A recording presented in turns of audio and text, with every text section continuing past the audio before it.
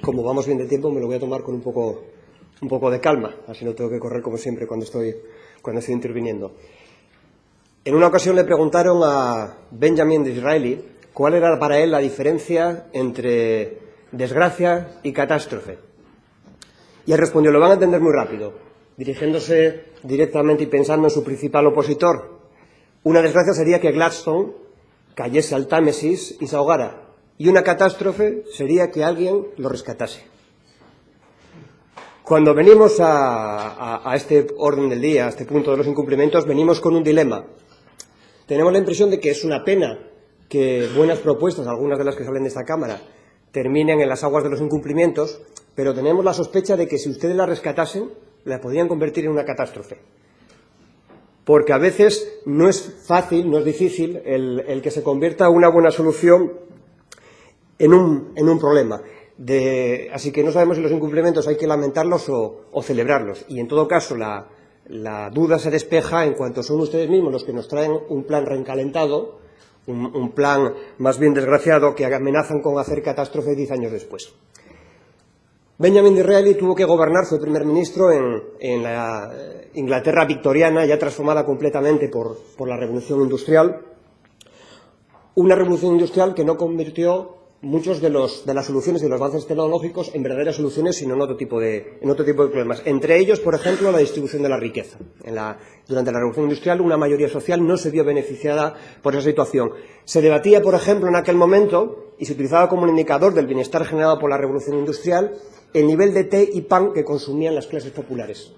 Y las clases populares replicaban, el problema es que solo comemos té y pan, y por eso este es el consumo. Y sin embargo, este no era su único problema.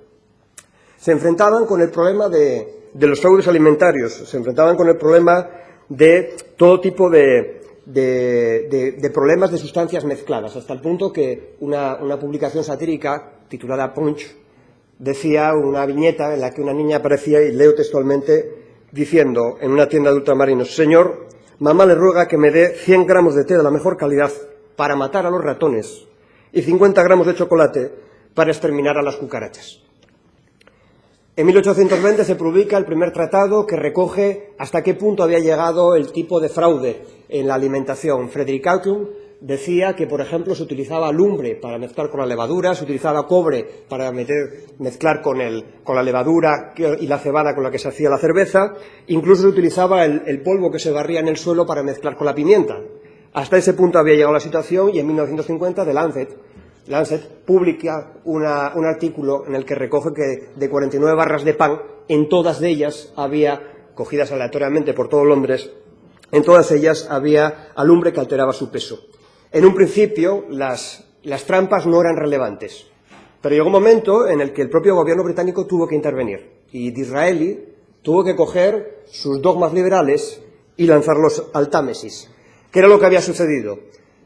Cuando el comercio era un comercio de proximidad, cuando teníamos cerca a la gente, cuando ibas a comprar el pan en la tienda de al lado, si el panadero te intentaba colar alumbre, dejabas de comprar la tienda o se lo decías directamente. Cuando aumenta la distancia, cuando aumenta el desarrollo del ferrocarril y la comida se trae desde varias decenas de kilómetros, ese control directo desaparece y empieza a aparecer la duda y la culpabilidad en torno a lo que estaba sucediendo. Uno de los momentos más bonitos que recuerdo de estos 2 últimos años fue una asamblea que tuvimos en La Espina. Era a las 10 de la noche, era muy tarde porque era la única manera de que pudiesen asistir gente de todos los concejos de la zona, y llamaba poderosamente la atención 2 cosas. Primero, la riqueza de los perfiles sociales y las trayectorias de las personas que habían acudido, pero también, sobre todo, el sentimiento de culpabilidad. Un minero se sentía que casi culpabilidad por recibir una prejubilación por la edad que tenía.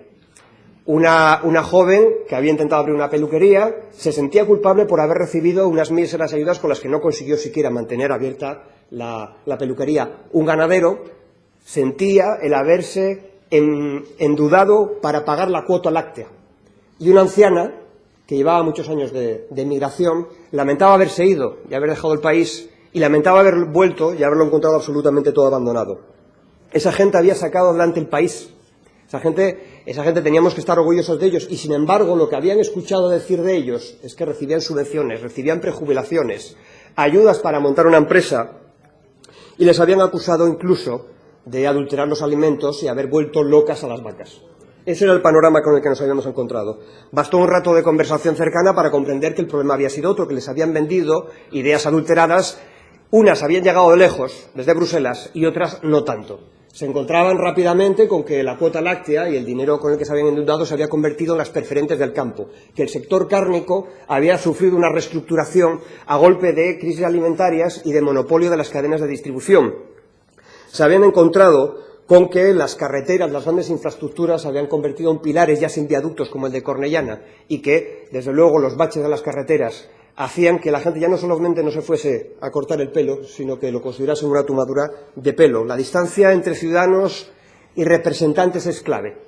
Es clave porque cuando hay una cercanía el control es directo, pero en cuanto hay un poco de distancia es fácil colar fraudes y que no salgan caros en las elecciones, que no salgan caros en las urnas. Cuando hablábamos de los incumplimientos hablábamos no solamente de cuestiones vinculadas con los sobrecostes del AVE, cuando hablamos de infraestructuras, hay que hablar también de la carretera, que salía en la proposición realizada por Foro.